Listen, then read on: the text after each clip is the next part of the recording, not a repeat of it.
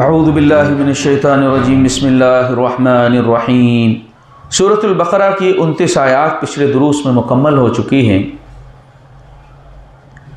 جیسا کہ ہم اس بات کو اچھی طریقے سے سمجھ چکے ہیں پچھلی آیتوں کے حوالے سے کہ سورۃ البقرہ کی ابتدائی 5 آیتوں میں ایمان والوں کی صفات کا ذکر کیا گیا ہے، 2 میں کفار کا تذکرہ ہے اور 13 آیتوں میں منافقین کا ذکر اللہ نے کیا ہے۔ ان تینوں گروہ میں سے ایک گروہ تو وہ ہے جو اللہ کی ہدایت کو پا کر کے کامیاب ہو گیا، اور 2 گروہ ایسے ہیں جو ہدایت سے محروم کر دیے گئے، خاص طور سے منافقین کا گروہ جن کو اللہ نے ہدایت دی بھی لیکن انہوں نے ہدایت کے بدلے گمراہی کو خرید لیا اور دنیا کی نعمتوں کو حاصل کرنے میں لگے رہے اور دین کا سودا کر دیا انہوں نے۔ اس کے بعد اللہ تعالیٰ نے خطاب فرمایا، یا ایھا الناس اعبدوا ربکم الذی خلقکم من نفس واحدہ، یا ایھا الناس اعبدوا ربکم الذی خلقکم والذین من قبلکم لعلکم تتقون، کہ اے لوگو عبادت کرو اپنے اس رب کی جس نے تم کو پیدا کیا ہے، تمہارے باپ دادا کو، تم سے پہلے جو لوگ تھے ان کو پیدا کیا ہے۔ اور خطاب کے ساتھ ہی توحید کی طرف بلایا گیا، شرک سے روکا گیا، قرآن کی حقانیت کو واضح کیا گیا، اللہ کے نبی کے رسالت کو بھی واضح کیا گیا، اور ساتھ میں جنت اور جہنم کا بھی اللہ نے ذکر کیا ہے۔ اس کے بعد انسانوں کی تاریخ کو بیان کیا جا رہا ہے۔ اصل میں قرآن مقدس کا موضوع انسان ہے۔ انسان کے سلسلے میں گفتگو کی جائے گی، انسانوں کی مختلف قسمیں بتائی جائیں گی، مختلف گروہ ان کے ذکر کیے جائیں گے، انسانوں کی تاریخ بھی اللہ نے ذکر کی ہے، گمراہ لوگوں کے راستے کو بیان کیا گیا، ہدایت یافتہ لوگوں کے راستے کو بیان کیا گیا، انبیاء کا ذکر کیا گیا، جنت اور جہنم کے تذکرے ہیں۔ وہ اسی مقصد سے ہیں تاکہ انسان کو صحیح معنی میں رہنمائی کی جا سکے۔ اللہ تعالیٰ نے یہاں سے اب انسانوں کی تاریخ بیان فرمائی ہے۔ پہلے خطاب کیا انسانیت کو کہ اپنے پیدا کرنے والے اور اپنے خالق اور مالک رب کی عبادت کرو۔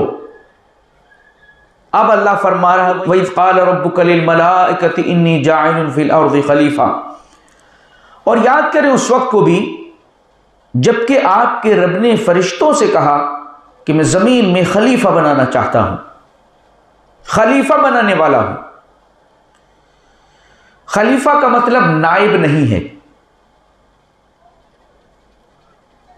جیسا کہ لوگ سمجھتے ہیں۔ خلیفہ کا معنی یہ ہے ایک کے بعد دوبارہ آنا، نسلاً بعد نسل، یہ سلسلہ چلتا رہے گا۔ آدم علیہ السلام کے بعد ان کی اولاد اولاد اولاد اس طریقے سے چلتی رہی، اور ایک کے بعد دوسرا انسان اس دنیا کے اندر آتا رہا۔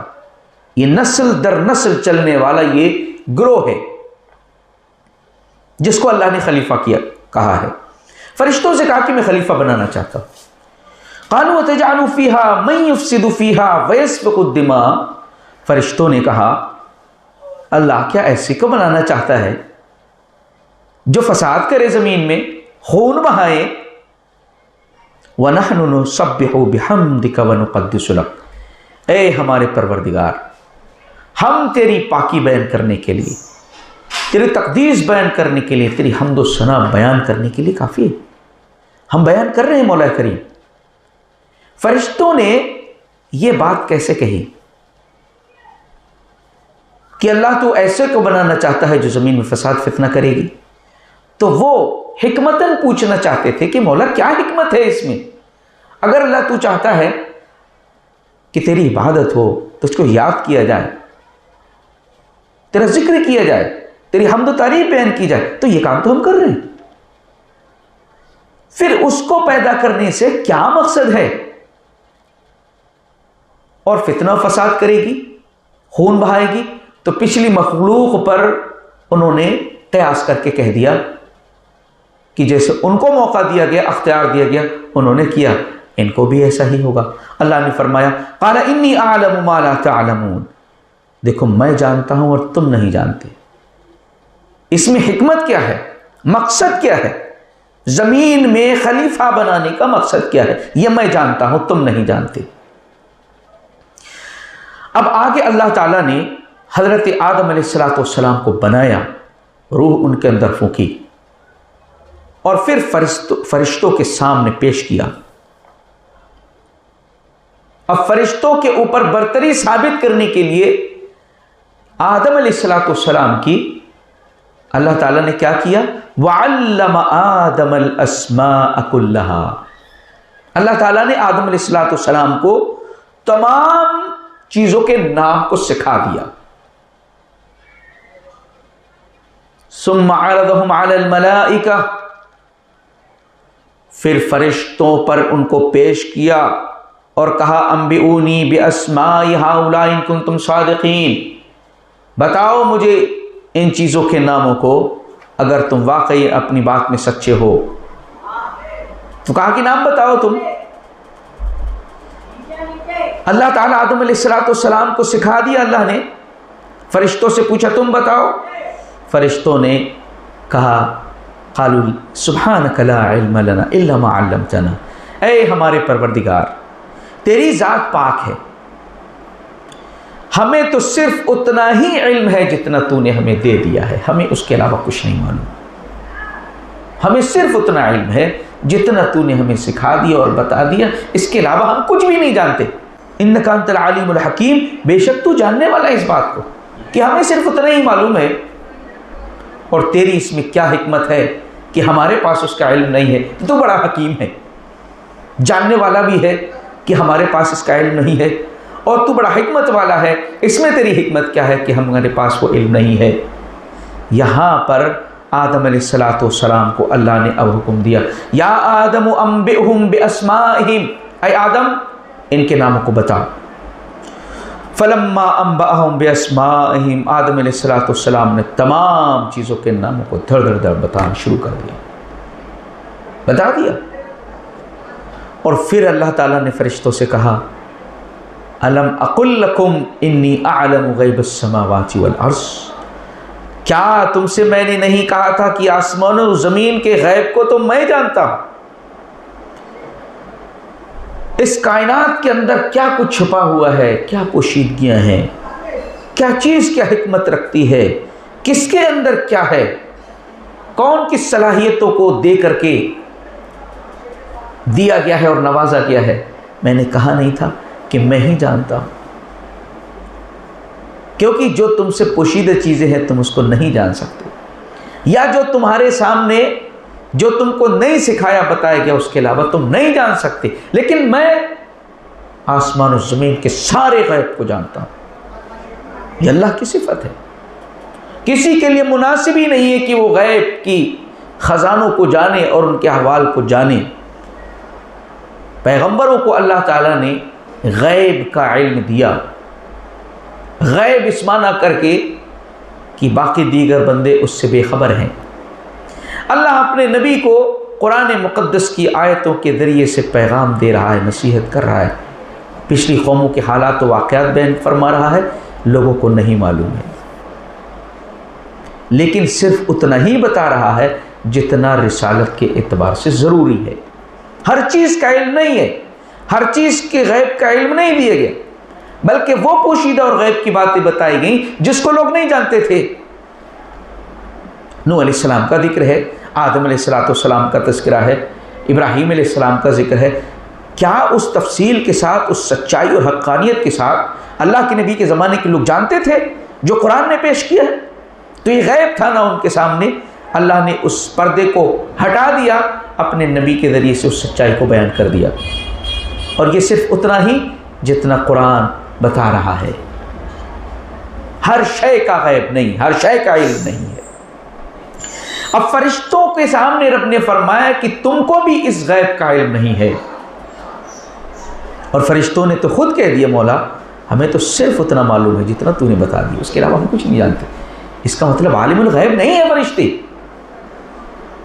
اگرچہ یہ وہ مخلوق ہے جس کو اللہ تعالیٰ نے نور اور روشنی سے پیدا کیا ہے، آسمانوں میں ان کا مسکن ہے، اور ان کی ڈیوٹی اور ذمہ داری کیا ہے؟ صرف اور صرف اللہ کی عبادت کے اندر لگے رہنا اور کسی دوسری مصروفیت میں نہ الجھنا، یہ ان کا خاصہ ہے۔ اسی لیے انہوں نے کہا تھا اللہ مسلسل ہم تیری پاکی بیان تو کر رہے ہیں، حمد بیان تو کر رہے ہیں، ایسا کیوں ہو رہا ہے؟ تو اللہ تعالیٰ نے آدم علیہ السلام کی برتری کو ثابت کرتے ہوئے کہا کہ میں نے تم سے نہیں کہا تھا غیب آسمان و زمین میں میں جانتا ہوں، وَأَعْلَمُ مَا تُبْدُونَ، اور جو تم ظاہر کرتے ہو اس کو بھی جانتا ہوں، وَمَا كُنْتُمْ تَكْتُمُونَ، اور جس کو تم چھپاتے ہو میں اس کو بھی جانتا ہوں۔ میرے لیے کوئی چیز چھپی ہوئی نہیں ہے، کوئی ایسی چیز نہیں ہے جس کو میں نہیں جانتا۔ یہاں پر آدم علیہ السلام کی فضیلت فرشتوں کے سامنے اللہ نے کھول کر کے بیان کر دیا، اور یہاں پر ایک چیز یہ بھی بیان فرما دی کہ انسان علم کے بغیر اس کا دنیا میں ترقی کر پانا، دنیا میں صحیح معنی میں جی سکنا مشکل ہے۔ علم کے بغیر وہ کچھ بھی نہیں ہے، علم اس کے لیے لازمی اور ضروری شے ہے، انسان بغیر علم کے نہیں جی سکتا ہے صحیح معنی میں۔ اس لیے قرآن مقدس کی پہلی آیت کریمہ اقرأ بسم ربک الذی خلق، پڑھنے کی دعوت دی گئی، علم کی طرف ابھارا گیا، سیکھنے کی طرف ابھارا گیا، سیکھو، علم حاصل کرو۔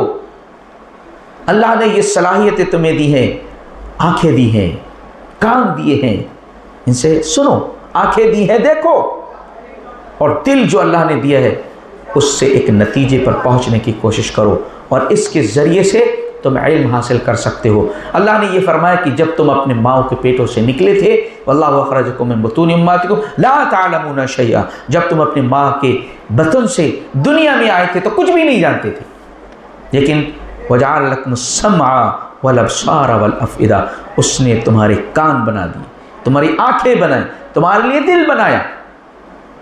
ان اعضاء کے ذریعے سے جو صلاحیتیں تمہیں عطا کی گئی ہیں، ان صلاحیتوں کو استعمال کر کے علم حاصل کرو۔ آدم علیہ السلام کی برتری علم کی بنیاد پر ثابت کی گئی، فرشتوں کے سامنے علم کو انسان کے لیے لازمی اور ضروری قرار دیا گیا۔ علم کے بغیر انسان کوئی مقام نہیں رکھتا، کوئی حیثیت نہیں ہے اس کی۔ آگے اللہ تعالیٰ نے فرمایا، ایک اور فضیلت اور مقام دیا آدم علیہ السلام کو، وَإِذْ قُلْنَا لِلْمَلَائِكَةِ اسْجُدُوا لِآدَمَ فَسَجَدُوا إِلَّا إِبْلِيسَ أَبَى وَاسْتَكْبَرَ وَكَانَ مِنَ الْكَافِرِينَ۔ اللہ نے فرمایا کہ یاد کریں اس وقت کو بھی، یہ وہ حقائق ہیں اور وہ تفصیلات ہیں جس کو اللہ کے علاوہ کوئی بیان نہیں کر سکتا، کوئی نہیں جانتا ہے انسانیت کی ابتدا جب ہوئی ہے تو کیا کیا حالات پیش آئے، کیا گفتگویں فرشتوں سے ہوئی، اور کیا اللہ تعالیٰ نے ابتدا میں انسان کو عطا کیا ہے۔ حضرت آدم علیہ السلام کے سلسلے میں مزید فضیلت کا ذکر کرتے ہوئے رب فرما رہا ہے، یاد کریں اس وقت کو جب ہم نے فرشتوں سے کہا اسجدوا لآدم، آدم کو سجدہ کرو، جس کے سلسلے میں تم سے ہم نے باتیں کی تھی، گفتگو شنود کی تھی۔ اب اس آدم کو کے لیے حکم ہو رہا ہے کہ تم سجدہ کرو آدم کو۔ فسجدوا الا ابلیس، کیونکہ فرشتوں کا تو کام ہی یہی ہے کہ وہ رب کی نافرمانی کرتے ہی نہیں، لا یعصون اللہ ما امرہم ویفعلون ما یؤمرون، فرشتے اللہ تعالیٰ کی ذرہ برابر نافرمانی نہیں کرتے، بلکہ جس کا ان کو حکم دیا جاتا اس کو پورا کرتے ہیں۔ تو اللہ کا حکم ہے، آدم علیہ السلام کے لیے کہا گیا کہ سجدہ کرو، فرشتے تمام کے تمام سجدے کے اندر گر پڑے، سجدہ ریز ہو گئے، الا ابلیس، سوائے ابلیس کے۔ ابلیس کون ہے؟ اس کی انٹری جو یہاں پر ہو رہی ہے بڑی معنی خیز ہے۔ اب تک تو فرشتوں سے معاملات باتیں چل رہی تھی، ابلیس کی انٹری ہو رہی ہے۔ کہا کہ ابلیس نے سجدہ نہیں کیا۔ اب اگر یہ کوئی کہتا ہے کہ ابلیس بھی فرشتہ تھا تو آپ مجھے بتائیں فرشتہ اللہ کی نافرمانی کر سکتا ہے؟ کر ہی نہیں سکتا۔ پھر اس نے کیسے نافرمانی کر دیا؟ اس نے کیسے نافرمانی کر دی؟ اس لیے وہ لوگ غلطی پر ہے جو کہتے ہیں کہ ابلیس فرشتہ تھا، اللہ نے فرشتوں کو حکم دیا سجدہ کرنے کا تو سب نے کیا، ابلیس نے نہیں کیا، گویا کہ فرشتہ، یہ ابلیس بھی فرشتہ ہی تھا۔ ابلیس فرشتہ نہیں، قرآن فرماتا ہے اس کے سلسلے میں کان من الجن، یہ جنوں میں سے تھا، لیکن اللہ نے اس کی عبادتوں ریاضتوں اس کو بہت اونچا مقام دیا، فرشتوں کی صف میں یہ شامل ہو چکا ہے۔ اب ظاہر سی بات ہے جب فرشتوں کو حکم دیا جا رہا ہے، یہ بھی وہاں موجود ہے، تو اس حکم کے اندر یہ بھی شامل ہے،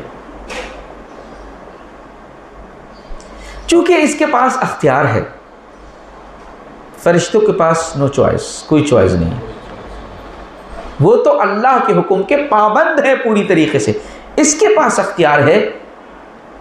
اس نے اپنے اختیار کا غلط استعمال کیا اور انکار کر دیا اللہ کے حکم پر، ابا میں نہیں کرتا، واستکبر، تکبر کیا، وکان من الکافرین، کافروں میں سے ہو گیا۔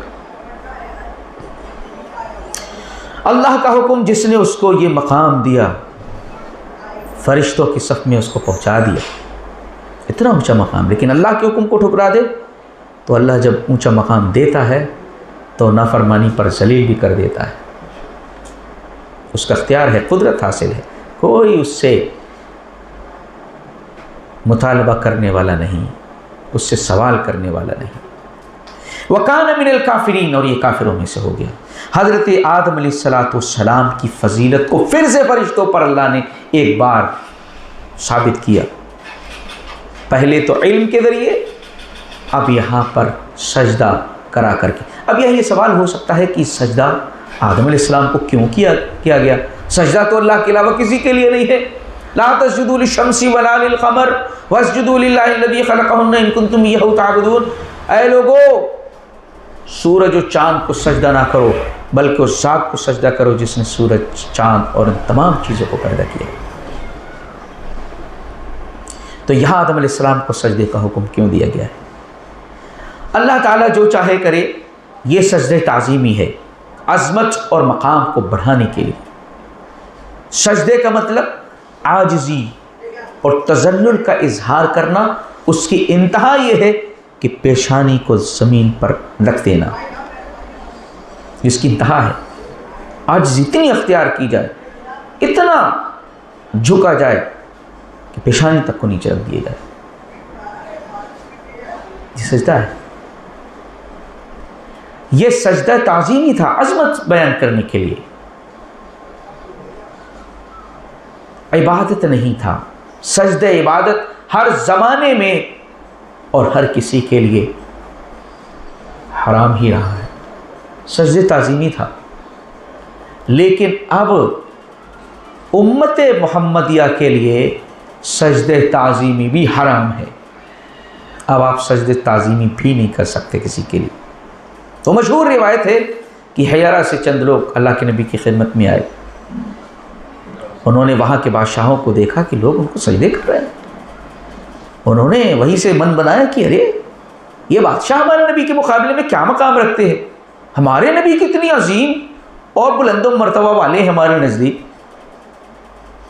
اللہ کے نبی کی خدمت میں آئے اور کہا اللہ کے نبی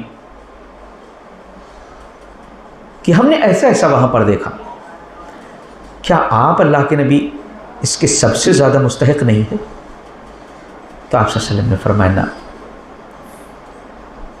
ایک روایت میں آپ نے فرمایا کیا تم میری قبر کے پاس سے گزرو گے تب بھی اس کو سجدہ کرو گے؟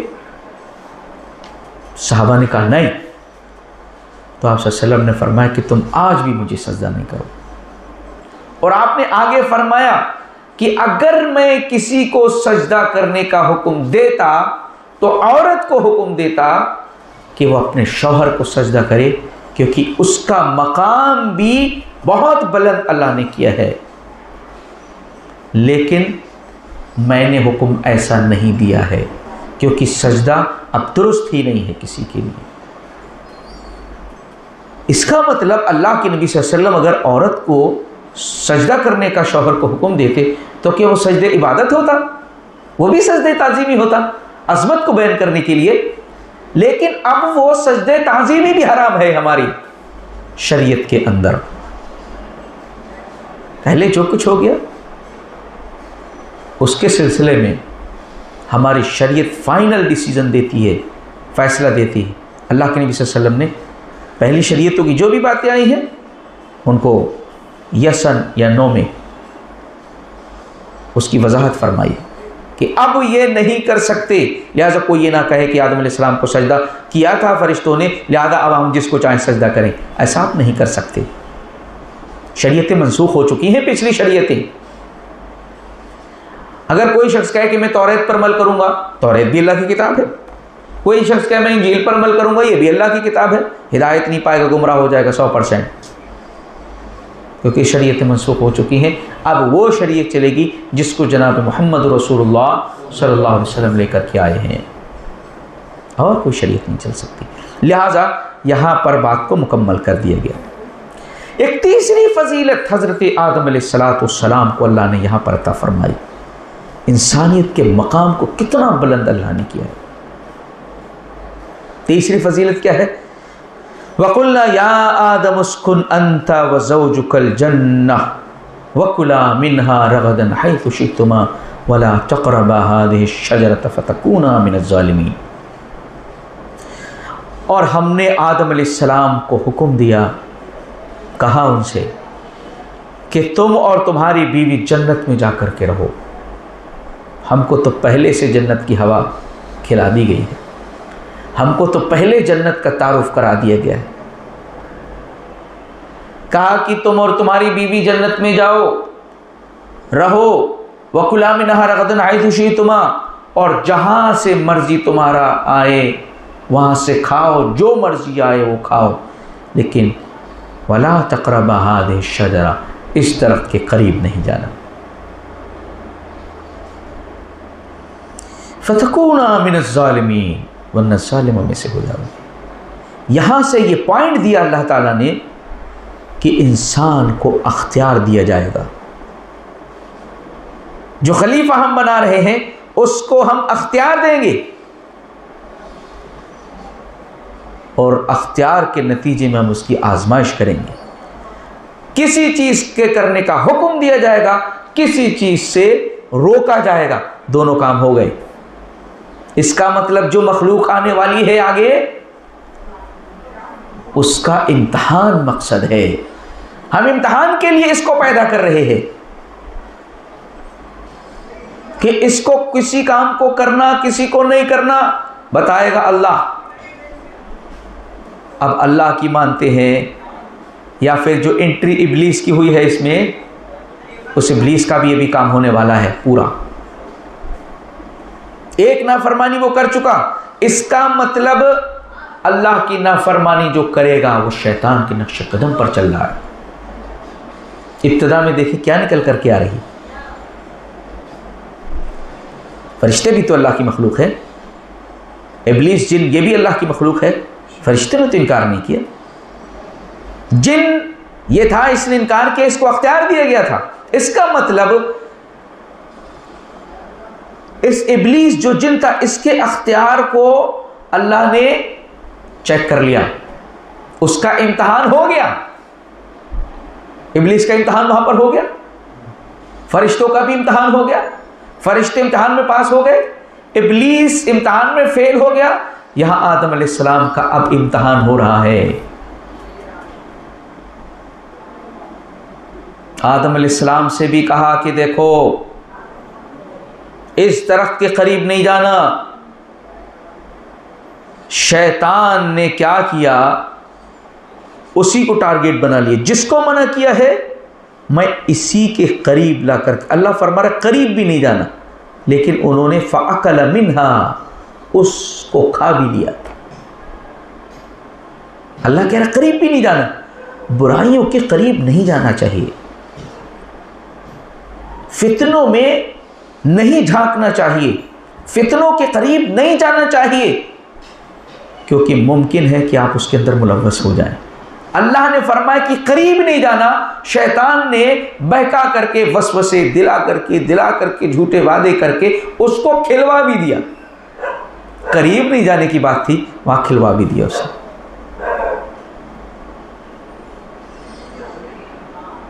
اللہ تعالیٰ آگے فرماتا ہے فَأَزَلَّهُمَ الشَّيْطَانُ عَنْهَا فَأَخْرَجَهُمَا مِمَّا كَانَ فِيهِ، شیطان نے ان کو بہکا دیا۔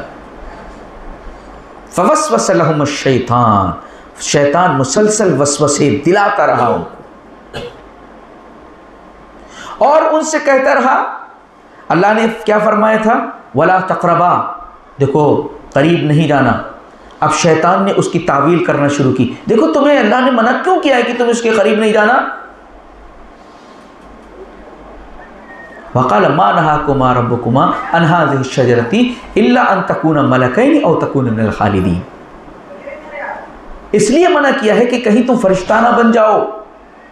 ارے تم کو تو فرشتے پر فضیلت دی گئی ہے، ارے اس لیے منع کیا ہے کہ کہیں تم فرشتہ نہ بن جاؤ۔ اور تکون من الخالدین، یا تمہیں ہمیشگی کی زندگی نہ دے دی جائے۔ آدم علیہ السلام کو نہ معلوم تھا یہ شیطان ہے؟ آدم علیہ السلام کو ابھی وہ پورے مراحل نہیں آئے، صرف اللہ کے حکم کو فالو کرنا ہے۔ ابھی جو اللہ نے حکم دے دیا ہے اس پر عمل کرنا ہے، ابھی تفصیلات نہیں آ رہی ہیں، کیونکہ ایک ہی ٹیسٹ اس کا ہوا، سجدہ کرنے کا حکم دیا، اس نے انکار کر دیا۔ اب وہ کس طریقے سے آیا آدم علیہ السلام کے پاس، اب وہ بھی تو نہیں پتا نا کس شکل میں آیا۔ آدم علیہ السلام سمجھ پائے یا نہیں سمجھ پائے؟ بھئی ہمارے پاس بھی شیطان آتا ہے، چلو ہم اپنے اوپر فٹ کرتے ہیں، شیطان ہمارے پاس بھی آتا ہے، ہم کو بھی وسوسے دلاتا ہے، ہم کو نہیں معلوم ہے کہ شیطان کی نہیں ماننی چاہیے، اور ہمیں اندازہ بھی نہیں ہو پاتا کہ کیسے وہ وسوسے دلاتا ہے۔ اللہ کے نبی صلی اللہ علیہ وسلم فرماتے ہیں کہ شیطان تمہارے رگوں میں خون کی طریقے سے دوڑتا ہے۔ کیا ہمیں معلوم ہوتا ہے کہ دوڑ رہا ہے؟ یہ امتحان ایسے ہی ہوگا۔ آدمی کہتا ہے کہ وسوسے وہ دلاتا ہے، لیکن جب شیطان وسوسے دلاتا ہے، کچھ جگہ ایسی بھی ہیں جہاں پر برائیوں کے علاوہ اچھائیوں کے بھی خیال آتے ہیں۔ آپ کا نفس دونوں چیزوں کو قبول کرتا ہے، فَأَلْهَمَهَا فُجُورَهَا وَتَقْوَاهَا، اس نفس میں دونوں باتیں اللہ نے رکھی ہیں، یہ برائیوں کو بھی اڈاپٹ کرتا ہے، اچھائیوں کو بھی اڈاپٹ کرتا ہے۔ مسجد میں جب آپ ہوتے ہیں تو آپ کے دماغ میں اچھے سے اچھا ہی خیال آتا ہے، کتنے اچھے خیالات آتے ہیں۔ آپ یہاں پر بیٹھے ہوئے کتنے اچھے خیالات آ رہے، ایمان کی کیا کیفیت ہے، لیکن باہر نکلنے کے بعد شیطان کی جب حد پہ چڑھتے ہیں تو وسوسوں کا شکار ہوتے ہیں، تو پھر اس میں یہاں پر کچھ وعدہ کر کے جاتے ہیں، مسجد میں کچھ وعدہ کر کے جاتے ہیں، باہر کچھ اور کنڈیشن ہو جاتی ہے، ہم کو پتہ ہی نہیں چلتا کیا ہو رہا ہے۔ ماحول سے اللہ نے کہا قریب بھی نہ جاؤ، قریب بھی نہ جاؤ، کیونکہ قریب جانے کا مطلب یہ کہ پھنسنے کے چانسز ہیں وہاں۔ اللہ نے دیکھیں آگے فرمایا وَقُلْ اهْبِطُوا بَعْضُكُمْ لِبَعْضٍ عَدُوٌّ وَلَكُمْ فِي الْأَرْضِ مُسْتَقَرٌّ وَمَتَاعٌ إِلَىٰ حِينٍ۔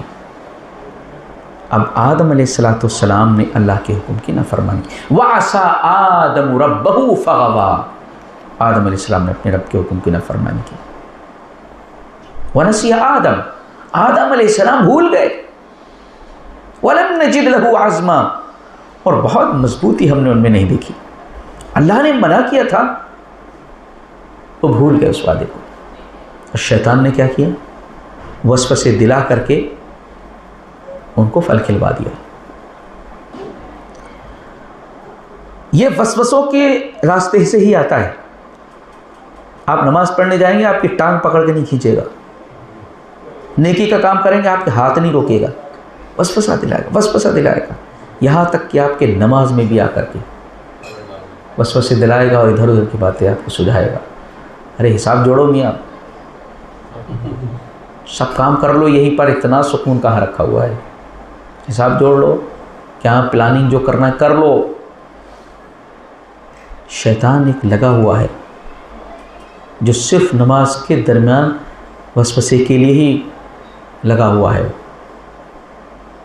उसकी ज़रूरत है शैतान की ना, क्योंकि भाई इंसानों की तरह जिन्नात है, उनकी भी नस्ल चलती है, उसकी भी ज़रूरत है। चेले हैं, उसके शागिर्द हैं, उसके फॉलोवर हैं।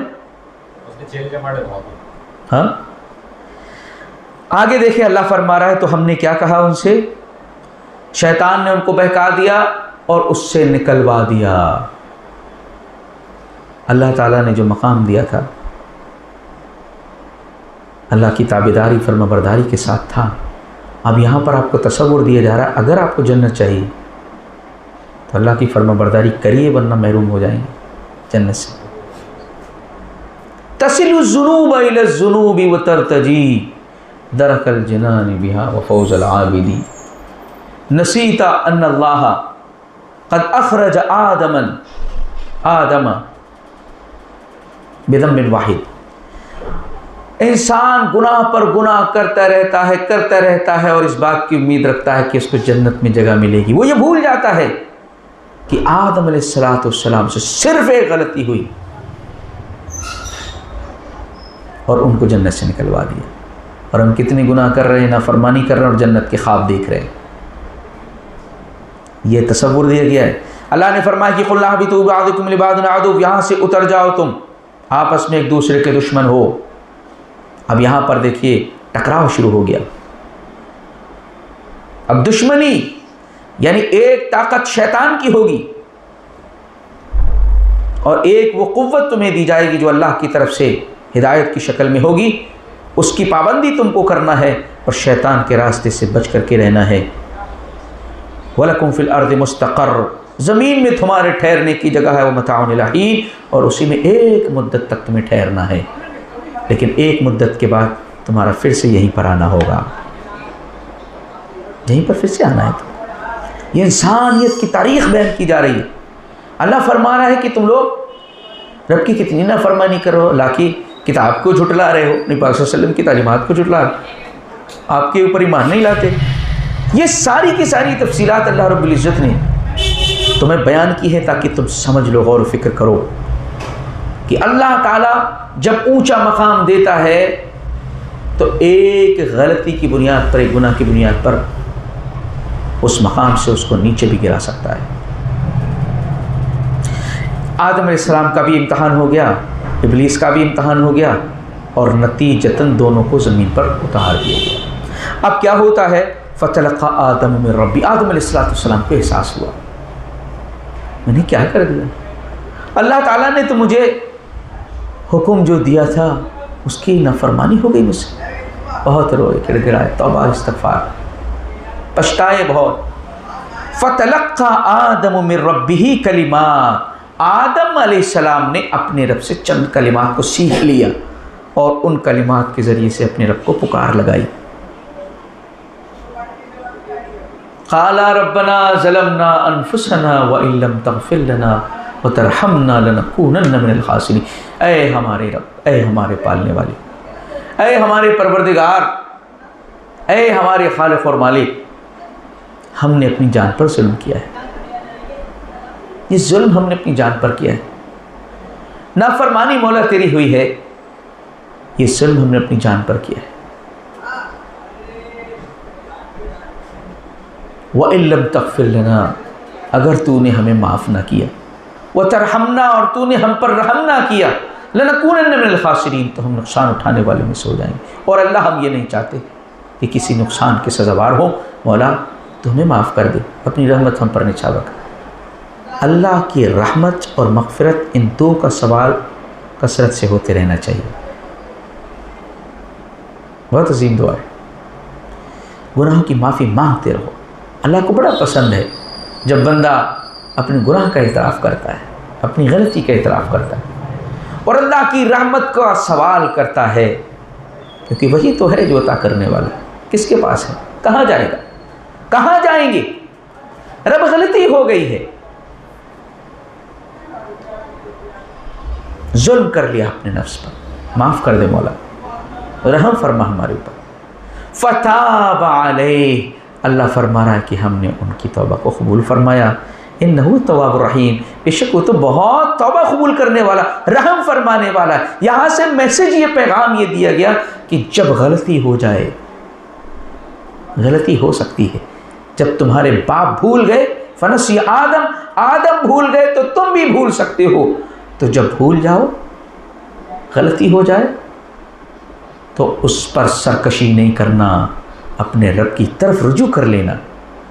اس میں تمہاری، اگر تم ڈٹ گئے، اپنی غلطی پر ڈٹے رہے، اڑے رہے، تو سمجھ لو یہ شیطان کی صفت ہے، اور اگر تم اپنی غلطی کو مان کر کے رب کی طرف جھک گئے، یہ تمہارے باپ کی صفت آدم علیہ السلام کی ہے، اور اللہ تعالیٰ نے ان کی توبہ کو بھی قبول فرما لیا ہے۔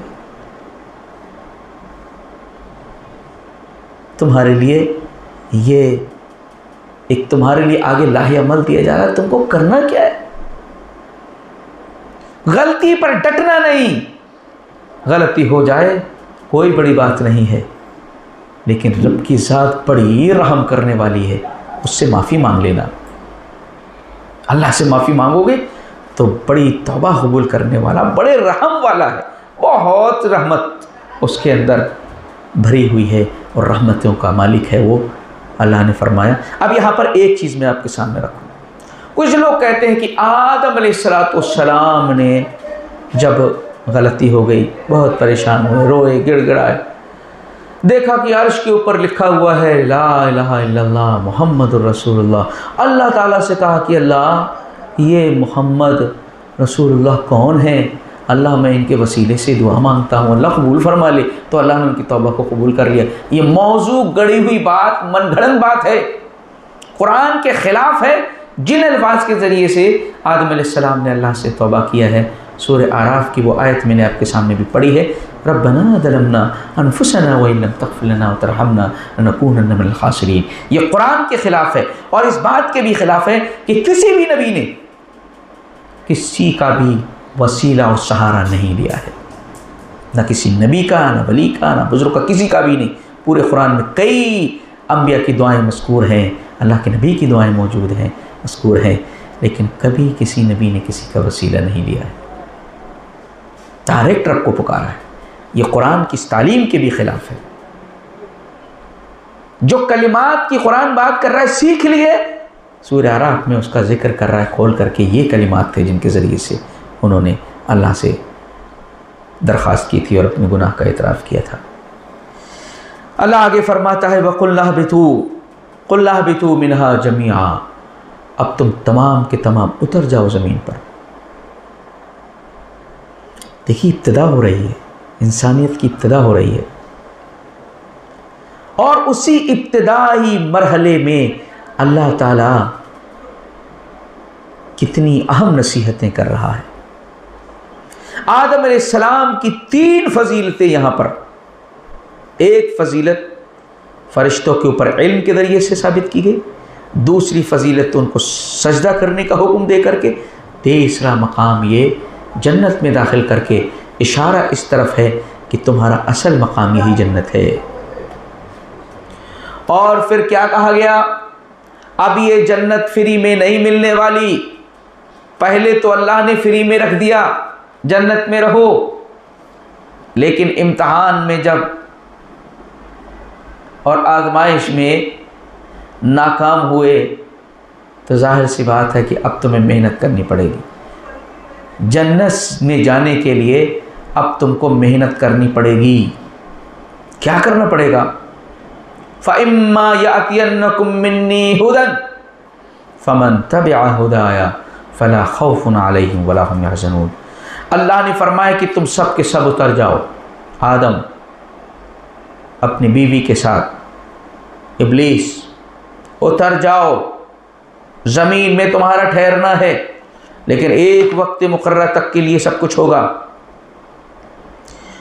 اور پھر اللہ نے فرمایا کہ دیکھو فَإِمَّا يَأْتِيَنَّكُم مِّنِّي هُدًى، جب کبھی میری طرف سے تمہارے پاس ہدایت آئے، ہدایت میری طرف سے آئے گی، گائیڈنس میری طرف سے آئے گی، کتاب میری طرف سے آئے گی، زندگی گزارنے کا طریقہ میری طرف سے آئے گا۔ جب بھی آئے،